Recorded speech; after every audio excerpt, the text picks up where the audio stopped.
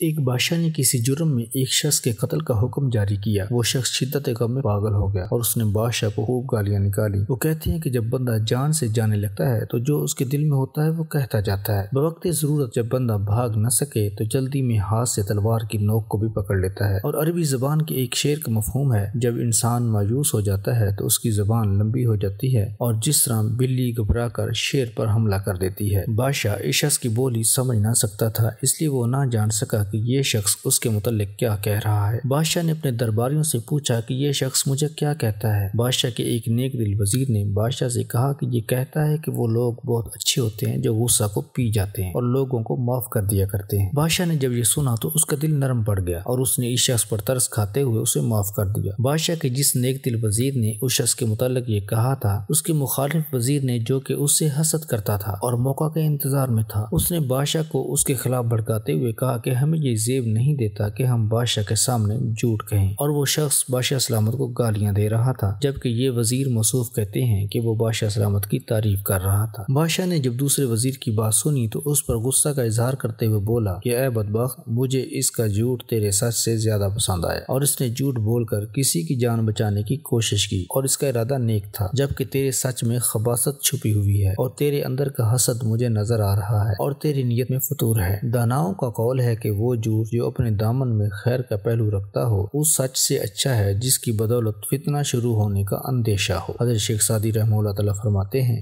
یاد رکھنا چاہیے کہ اگر کسی کی فلاح کے ارادے سے جھوٹ بولا جائے تو وہ جھوٹ شمار نہ ہوگا۔ نیز حکمرانوں کو چاہیے کہ وہ اپنے مشیروں اور وزیروں کی عادات و اطوار سے انہیں پہچانیں اور ان کے ان مشوروں کو قبول کریں جن میں عوام الناس کی فلاح و بہبود کا پہلو پوشیدہ ہو۔